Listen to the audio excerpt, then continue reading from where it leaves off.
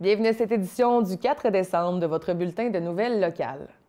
Premièrement, le premier grand rendez-vous de la démarche en développement social s'est déroulé cette semaine avec les acteurs de différents secteurs de la MRC de Maria-Chapdelaine. Ce moment collectif permettra de développer une vision commune du développement social sur le territoire. Audrey-Pierre Lavoie, agente de développement de la Corporation de développement communautaire de Maria-Chapdelaine, nous explique. Fait que la démarche en développement social à Maria-Chapdelaine, c'est vraiment issu de constats qu'on a émis entre partenaires du milieu sur notre travail ensemble parce qu'on s'est rendu compte qu'il y aurait vraiment moyen de mieux travailler ensemble, de mieux collaborer pour augmenter notre impact sur les conditions de vie et le bien-être des citoyens à Maria-Chapdelaine. Puis, en même temps, on a à refaire la politique en développement social. Donc, notre politique en développement social date de 2015, donc on doit la remettre à jour. Donc, la démarche est un peu ça, d'agir sur les constats qu'on a faits pour améliorer notre travail ensemble, notre concertation, puis remettre à jour la politique en développement social. Aujourd'hui, on avait notre premier grand rendez-vous qui réunissait une pluralité de partenaires, que ce soit les organismes communautaires, l'éducation, les CPE. On a nos élus des municipalités à Maria-Chapdelaine, mais on a aussi nos députés provinciaux et fédéraux qui sont ici aujourd'hui. Donc, probablement qu'il m'en manque. On a des comités de bénévoles. Fait qu'on a une multitude de partenaires qui agissent tous pour le développement social. Donc, quand on dit développement social, on parle vraiment d'augmenter les conditions de vie, les bien-être de nos citoyens à Maria-Chapdelaine. Donc, c'est toutes les actions qu'on porte qui nous font dire qu'il fait bon vivre chez nous, puis qu'on a le goût de rester ici, puis de s'y épanouir aussi. Donc, le premier grand rendez-vous sert aussi à cerner les enjeux en développement social chez nous. Donc, de s'assurer qu'on comprend bien collectivement, avec toute l'expertise de chacun, leur expertise terrain, qui voit en travaillant, en intervenant sur le terrain, leur expertise, l'intelligence collective pour être certain qu'on cerne bien les enjeux en développement social. Tout ce qui est accessibilité au logement, l'accessibilité au transport, les loisirs, la culture, tous les services de proximité, toutes ces choses-là touchent le développement social, touchent le bien-être des citoyens.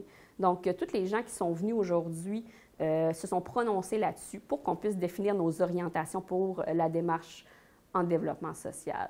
On va avoir un deuxième grand rendez-vous fin février, début mars, où est-ce que là, on va définir collectivement notre structure de travail ensemble. Donc, comment est-ce qu'on se concerte? Comment est-ce qu'on agit collectivement sur les enjeux du développement social? C'est là-dessus qu'on va s'attarder. On a déjà fait des focus group, des consultations dans le milieu pour savoir c'est quoi les conditions favorables à la concertation au travail ensemble, c'est quoi les freins qu'on a collectivement quand on s'implique sur des tables de concertation, sur des instances de concertation, sur des projets. Donc, on va aller plus loin à ce niveau-là pendant le deuxième grand rendez-vous. Donc, aujourd'hui, le premier grand rendez-vous servait à cibler sur quoi on va travailler ensemble et le deuxième grand rendez-vous du mois de février va définir le comment on va travailler ensemble.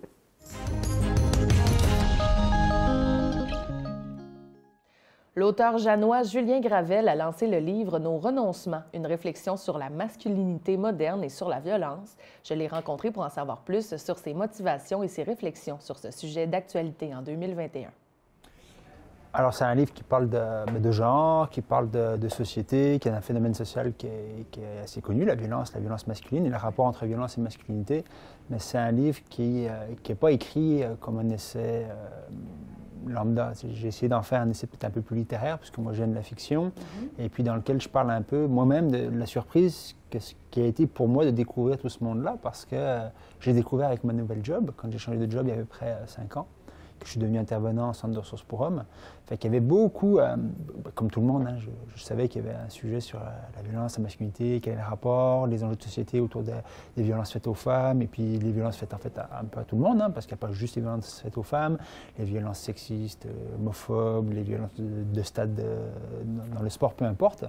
Donc je savais qu'il y avait des grandes questions par rapport à ça, mais je n'avais jamais réfléchi nécessairement premièrement, quel est le lien, comment on peut expliquer que les hommes soient autant impliqués dans les actes de violence, Et puis deuxièmement, comment est-ce qu'on est capable de produire un discours qui soit soutenant au chapitre du changement, parce qu'on demande aux hommes de changer, mais il n'y a pas vraiment de mode d'emploi qui vienne avec. Or, dans les universités, dans les ouvrages féministes, dans les ouvrages de sociologie, il y a des pistes qui sont tout à fait intéressantes. Puis moi, j'avais simplement envie de faire un essai qui parle un peu ça, qui mette un peu de lumière là-dessus pour le grand public, ce qui n'est pas le cas actuellement, à mon avis. Donc, on y retrouve tes réflexions. J'imagine qu'ils ont été travaillés et retravaillés. Un sujet, quand même, qui pourrait faire polémique. Dans la dernière année, on a parlé beaucoup de la violence faite aux femmes. On a fait de plus en plus de place aussi au mouvement féministe. Donc, d'entendre un homme qui se livre sur ces sujets-là, peut-être on attendait de voir la réponse un peu du public. Et là, ce livre-là est sorti il y a 2 mois. Et on commence à avoir des feedbacks un peu. Oui, tout à fait. Puis j'ai fait mon lancement que la semaine dernière, parce qu'il est sorti il y a 2 mois, effectivement, en pleine rentrée littéraire. Mais j'ai fait le lancement la semaine dernière dans le cadre du colloque Masculinité sans frontières de l'UQAC. Donc on m'a fait une place là-dedans, j'étais très content. Et puis effectivement, il y a des gens qui s'étonnent un peu qu'un gars choisisse ce genre de sujet-là, mais c'est davantage, à mon avis, étonnant que ce n'ait pas déjà été fait. Et il y a des grands auteurs qui ont travaillé sur ces questions-là, mais plus dans les cénacles universitaires. Moi, je n'ai pas vraiment vu de livres grand public qui m'a beaucoup transporté sur la sexualité masculine, un peu plus, notamment des BD ou des ouvrages peut-être plus grand public qu'on a vus ces derniers temps, là, qui ont été, à mon avis, écrits dans la foulée de MeToo. Mais sur la violence en général, j'ai pas connaissance de livres grand public. Puis, sans nous vendre qu'est-ce que le livre contient, est-ce que tu en es venu à certaines conclusions quand même par rapport à ces sujets-là, ou tu restes un petit peu dans le questionnement ouvert? Le questionnement ouvert, mais avec des convictions au milieu aussi. Puis au chapitre des grandes convictions, c'est que on comprend mieux ce que c'est que la masculinité quand on utilise certains outils. Certains sont très théoriques, d'autres sont beaucoup plus pédagogiques. Je pense à l'outil qu'on appelle la Manbox, qui est une grande étude qui a été faite auprès de milliers de jeunes au Brésil, en Angleterre, puis aux États-Unis, qui permettent de déterminer un peu quelles sont les injonctions avec lesquelles dealent les jeunes gars. Donc ça, c'est assez intéressant parce que ça donne vraiment une compréhension. En fait, ça amène des outils qui, depuis longtemps, sont ressortis du côté des injonctions faites aux femmes, mais qu'on ne voit pas encore vraiment du côté des hommes. Donc c'est toujours intéressant parce que quand on prend conscience de ces injonctions-là, on est capable de les travailler. Il n'y a rien qui est plus difficile à travailler que ce qui n'est pas en lumière. Donc ces études-là mettent un peu de lumière, donc c'est d'une manière très positive. Et puis ce que nous disent ces outils-là, encore une fois universitaires ou plus grand public, c'est que du côté des hommes, il y a un problème dans le rapport aux émotions, dans le rapport à l'intériorité. Il y a quelque chose à développer, qui n'est pas du tout développé dans l'éducation des gars, et puis un rapport aux limites aussi. Parce que dans l'univers masculin, les limites, ce n'est pas quelque chose qu'on respecte, c'est quelque chose qu'on défend. Donc on voit bien le rapport aussi dans les milieux de travail ou dans les relations mixtes telles que le couple, où il y a un individu qui est tout à fait convaincu, parce que c'est comme ça qu'il a été socialisé dans les milieux d'hommes, que ces limites, on doit les défendre pied à terre, et puis quand elles sont transgressées, finalement c'est parce qu'on n'a pas su les défendre. Fait qu'il y a tout un rapport comme ça, et puis de l'autre côté, les femmes ne sont pas du tout socialisées de la même manière. Donc c'est très important de mettre de la lumière un peu là-dedans pour pouvoir penser nos rapports interpersonnels, surtout en milieu mixte. Penses-tu que dans les dernières années, les derniers mois même, les hommes ont eu un peu mauvaise presse, j'ai l'impression, avec la violence faite aux femmes, avec plusieurs mouvements? Penses-tu que c'est quelque chose qui est venu toucher justement certains hommes, de se dire, bon, la masculinité toxique, c'est une chose, mais moi, je suis où par rapport à ça? OK. Moi, la masculinité toxique, c'est pas un discours, un vocabulaire que j'utilise, puis j'explique pourquoi, parce qu'il y a des enjeux qui sont propres aussi à la socialisation masculine, parce que la masculinité toxique, c'est toujours l'autre. Donc, quand on étudie un peu quelle est la figure hégémonique masculine, elle s'appuie beaucoup par la dénonciation, justement, d'autres masculinités toxiques. Donc, il y a quelque chose qui est un peu de la trappe-nigo là-dedans. Donc, j'essaie de m'en dégager, puis j'utilise des concepts qui sont, à mon avis, beaucoup plus éprouvés, comme masculinité hégémonique. Fait que, ça, c'est pour revenir un peu sur cette question-là. Alors, quelle est l'image des gars actuellement dans les médias? Je veux dire, il y a des faits, il faut vivre avec les faits. Les faits ne sont pas là pour être réconfortants.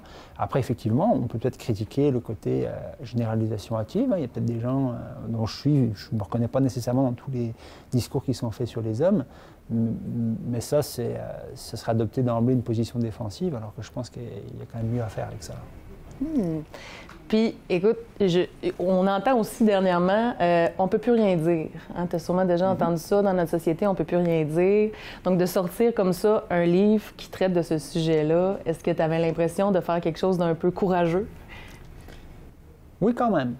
Oui, j'ai l'impression de faire quelque chose de courageux quand même, parce que je ne suis pas quelqu'un qui vit si bien que ça. Il y a des gens qui se plaisent dans les controverses, et puis c'est donc bien gratifiant pour l'ego. Moi, pas du tout.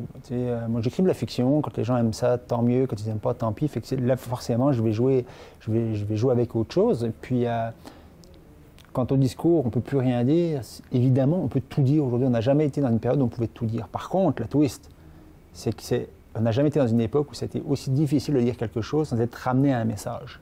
Pour, contre. C'est ça la twist.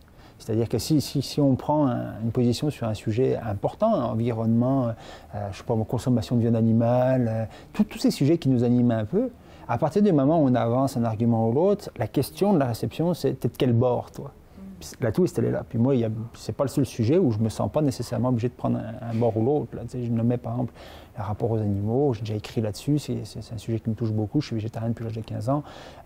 C'est évident que dès que tu prends une position publique, tout de suite, tu es renvoyé à un extrême et à des excès et à un autre. Fait que moi, j'essaie simplement de me dégager de ça, mais je n'ai pas vraiment prise là-dessus. Je peux juste essayer de nuancer ce que je dis, mais ça, je ne contrôle pas. Et l'expérience que tu as dans ton milieu, en fait, depuis les 5 dernières années, c'est une expérience qui est quand même teintée de régionale, de notre région. Est-ce que tu crois que ça transparaît dans tes réflexions? Ah, tout à fait, puis ça, je l'ai contextualisé, c'est-à-dire que moi, je travaille beaucoup dans mon milieu avec la référence à ce qu'on appelle généralement la masculinité traditionnelle, parce que je suis là. Si j'avais été un étudiant à l'UQAM, j'aurais peut-être vu d'autres figures hégémoniques masculines qui sont totalement différentes de celles avec lesquelles on vit. Fait que ça, c'est clair, c'est très, très important de contextualiser. Tout change tout le temps, hein, ça, c'est bien important. Et puis, donc, moi je travaille là-dessus, effectivement. Tu as sorti un autre livre cette année, qui est un roman. Un roman noir, Les Cowboys sont fatigués, qui est sorti en mars et qui ressort au Seuil en janvier, en France. Fait que c'est la première fois que j'ai des droits d'auteur qui sont rachetés, fait que c'est très plaisant. Donc, des beaux projets oui, pour toi. Donc, on le suggère aussi aux gens Merci. qui, peut-être, qui ont envie de te connaître dans des réflexions, mais aussi en tant qu'auteur. Eh bien, écoute, je te remercie d'avoir pris le temps de venir nous parler aujourd'hui. C'est un sujet très intéressant.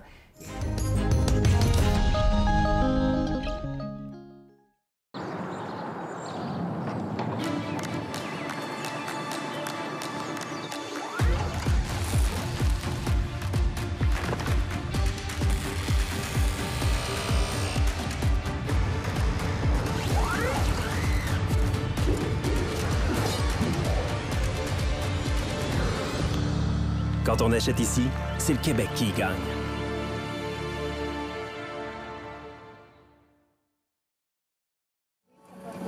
Ici, on travaille en français. Moi, je travaille en français. Moi, je travaille en français. Moi, je travaille en français.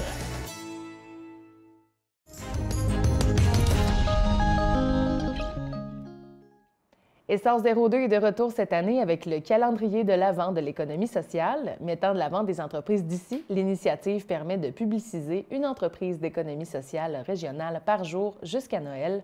Laurence Desbiens, agente de communication chez Essor 02, nous en dit davantage. Alors, j'ai avec moi en vidéoconférence aujourd'hui l'agente de communication Laurence Desbiens pour Essor 02. Bonjour Laurence. Bonjour. Alors, on se parle aujourd'hui puisque il y a une activité qui prend lieu en décembre pour mettre de l'avant l'économie sociale. C'est le calendrier de l'Avent de l'économie sociale. Explique-nous un peu en quoi ça consiste. Bien, en fait, c'est un calendrier de l'Avent un peu comme un calendrier de chocolat, sauf qu'au lieu qu'on ait un chocolat à chaque jour, c'est un cadeau qu'une de nos entreprises qui est membre chez nous offre à la population. Donc, à tous les jours, on va poster une photo du cadeau ainsi que de l'entreprise qui offre le prix pour la journée. Et là, comment ça fonctionne là, si les gens veulent gagner le prix en question? En fait, ça change à chaque jour. On demande toujours une question en lien avec le cadeau, comme par exemple aujourd'hui, c'est un chèque cadeau dans une friperie à Chicoutimi et on demande qu'est-ce que vous feriez avec ce chèque-là si jamais vous gagnez. Donc, avec les on demande aux gens de commenter, de répondre à la question et on va faire un tirage à travers ça. Et ça vous est venu d'où, là, l'idée de cette initiative-là? Mais en fait, c'est déjà la 3e année qu'on fait un calendrier de l'Avent. Et c'est très, très populaire sur Facebook. Il y a beaucoup d'entreprises qui font ça à chaque année, un genre de petit calendrier comme ça. Donc, on s'est dit pourquoi pas, on a des belles entreprises, ça permet de les mettre en lumière. Donc, on a décidé de suivre la tendance. Fait qu'en fait, on invite les gens à suivre et à s'abonner à votre page Facebook? Oui, on a des cadeaux comme ça là, jusqu'au 24 décembre prochain. Et à quoi on peut s'attendre un peu là, au niveau des cadeaux, justement, là, si tu peux nous donner quelques exemples? Il y a beaucoup plein de thèmes de cadeaux. C'est sûr que c'est beaucoup des prix, par exemple, des laissez-passer ou des chèques cadeaux, mais il y en a vraiment pour tous les goûts, que ce soit de l'alimentation ou des musées ou des spectacles. On a vraiment des bonnes entreprises d'économie sociale qui sont membres chez nous, donc c'est super le fun de pouvoir les mettre de l'avant et de mettre des cadeaux assez intéressants. Et ça va être des cadeaux, j'imagine, dans tout le Saguenay-Lac-Saint-Jean? Oui, exactement. C'est partout sur le territoire. Bien, parfait. Merci beaucoup d'avoir pris le temps de nous en parler cet après-midi. On invite les gens à aller suivre votre page.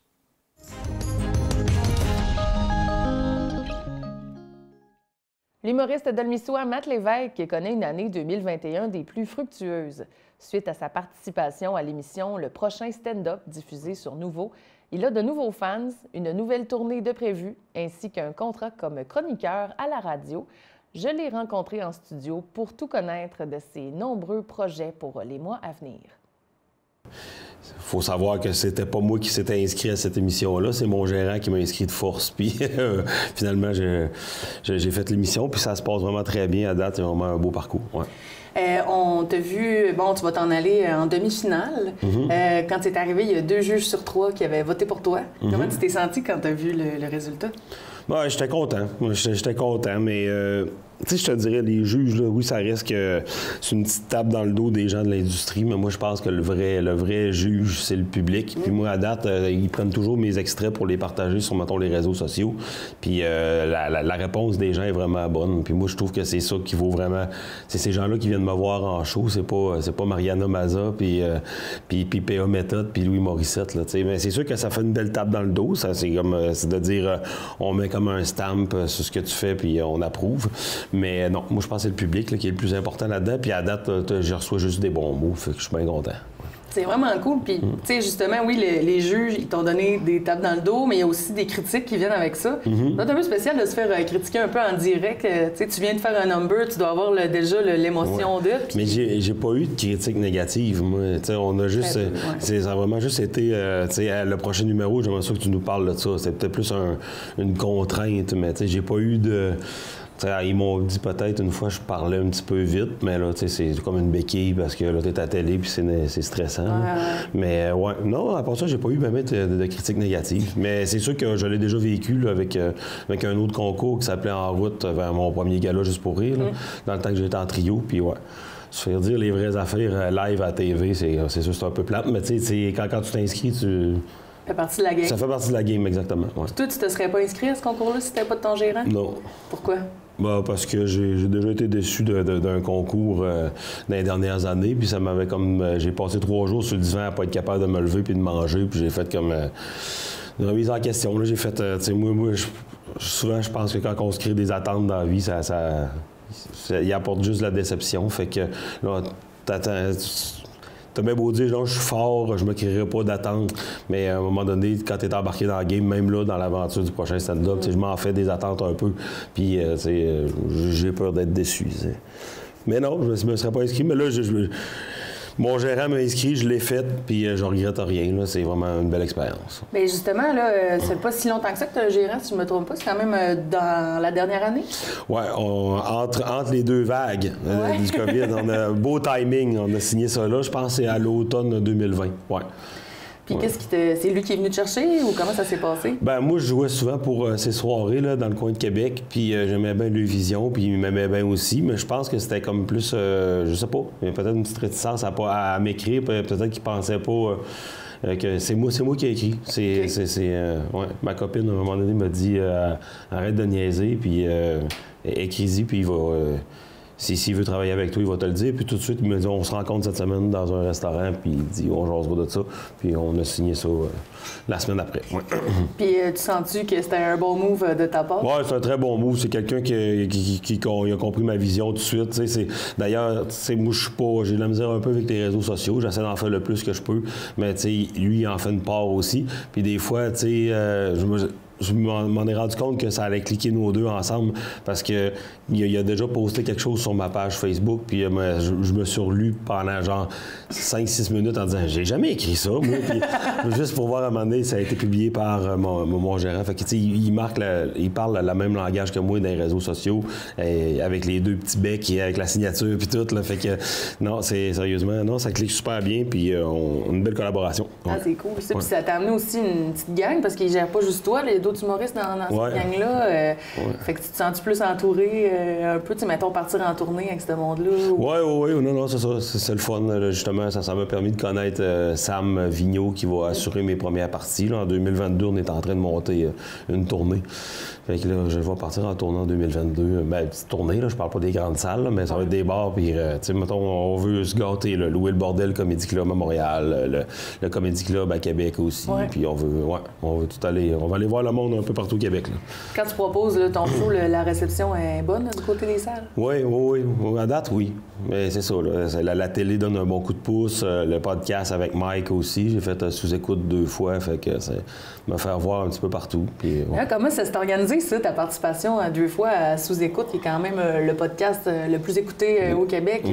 C'est pas au Canada, je pense. Tu as reçu ça comment, cette invitation-là? Comment ça s'est passé? Là, c'est mon gérant qui m'a dit « Mike, il veut t'avoir au podcast. » Ça fait qu'il dit là, ça a donné que pendant l'été, je suis allé la première fois, mais tu sais, j'en revenais d'une run de show en Gaspésie, puis j'ai fait de la route pas mal, là. Puis c'est ça, on dirait que je traîne une petite fatigue depuis ce temps-là. Puis moi, j'ai repris mes vacances en Gaspésie. Très beau move, ça.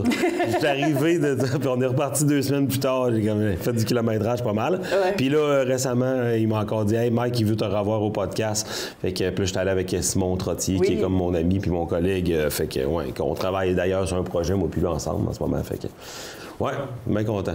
Puis c'est quoi ce projet-là, mettons? Écoute, en se parlant, on disait toujours, un moment donné, on va refaire du théâtre. On appelait ça du théâtre, puis on se disait ça, parce que nous, quand on a commencé, on écrivait des pièces comiques, tu sais. C'était pas... on faisait un peu de sketch, puis on écrivait des pièces aussi. Et puis là, on est en train d'écrire une pièce de théâtre comique qui va s'appeler Jean-Claude. Et puis, c'est ça. On veut la présenter pour les gens de... On veut commencer à faire... Là, la moitié du show est écrit, un petit peu plus, même le 2/3. Puis, non, c'est ça. On termine l'écriture dans les prochains mois, puis après ça, on va aller voir de quelle manière on veut le produire. Si on s'autofinance aussi, on va aller chercher des commandites ou le faire du théâtre d'été pour les gens d'ici. C'est style théâtre d'été? Oui, théâtre d'été, mais pas avec le côté, tu sais, le côté négatif qu'on a du théâtre d'été avec, tu sais, les personnages trop gros, puis tout. Tu sais, on s'est quand même dit, on veut pas tomber dans le cliché de ça. Ça va être une pièce comique, mais qu'on va présenter l'été comme sous forme de théâtre d'été. C'est cool. Oui, on a bien hâte. On est bien contents. On a bien du fun, puis on dirait que on dirait qu'on n'a jamais arrêté de travailler ensemble. Ça faisait genre 10 ans qu'on n'a pas écrit ensemble, puis ça a cliqué tout de suite. Fait que d'aller ensemble à sous-écoute, ça devait être un beau trip. Oui, c'est le fun. C'est vraiment le fun. Puis là, avec ta participation à ça, la télé et puis tout, t'en as parlé un peu tantôt, mais tu dois avoir des nouveaux fans, tu sais. Ça doit être partout au Québec à cette heure, tu dois voir ça popper. Oui. C'est ça qui est le fun. Là. J'arrive dans la fin de semaine, j'étais à Chicoutimi, puis tu sais, le bar est plein, puis c'est tous des gens qui viennent me voir. Puis là, je rencontre mes fans, mais c'est tough. T'as aussi un nouveau projet radio. On peut t'entendre à Énergie ce temps-ci. C'est arrivé comment, cette proposition-là? Bien, c'est arrivé le lendemain de la première parution du prochain stand-up. Puis moi, je connais le directeur de la programmation qui fait de l'improvisation, là, David Tardy.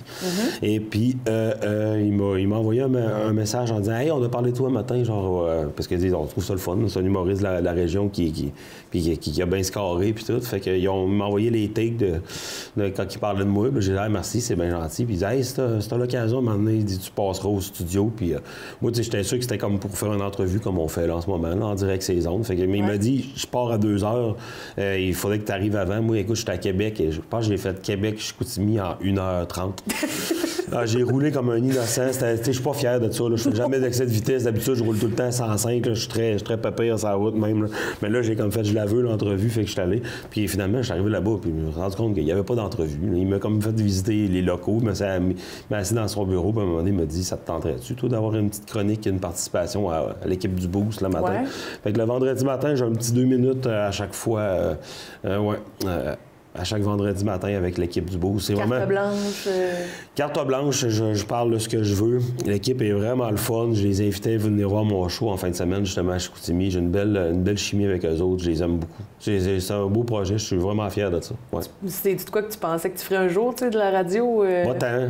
J'ai pas une belle voix. Là. J'ai une voix assez rocailleuse, assez nasillarde. J'étais comme, non, je penserais pas. Mais là, il dit, on s'en fout de ça, de la voix.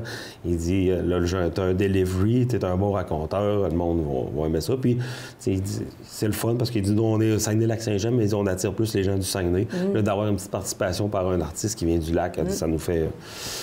Ça te fait créer à chaque semaine? Ça me fait écrire un petit 2 minutes à chaque semaine, oui. Puis moi, j'étais quand même très... la misère à écrire. Bon. Je parais ça un peu, fait que, ouais. C'est bon ça, puis il y a toujours l'humour des bois qui est en cours. Ouais. C'est quelque chose que tu as instauré il y a 3 ans, 2 ans? 4 ans. 4 ans déjà. Septembre 2017, mais là, c'est sûr qu'on a skippé 4-5 saisons avec la pandémie. Ouais. Puis ça marche bien, c'est tout le temps bien plein. C'est toujours bien plein, oui. Non, c'est vraiment le fun. Je suis fier, c'est un petit bébé, puis ouais, bien fier de ça. J'ai habitué les gens à venir voir des shows, peu importe c'est qui l'invité. Non, je suis bien content. Puis là, le prochain événement, c'est le 4 décembre, je pense, c'est l'Open Mic. Je pense que oui.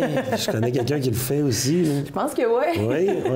Non, c'est ça, micro ouvert. Là, dans le fond, on permet aux gens de venir faire un 5 à 8 minutes de matériel pour tester. Fait que tu vas être là en plus.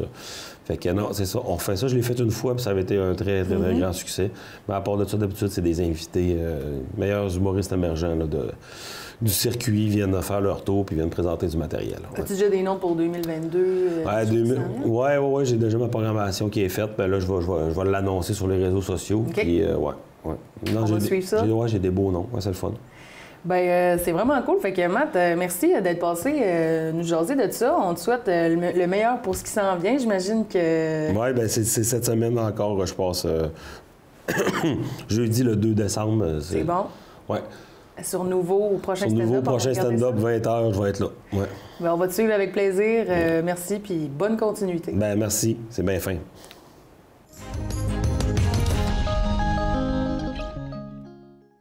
C'est tout pour cette semaine. Pour plus d'informations locales, abonnez-vous à notre page Facebook.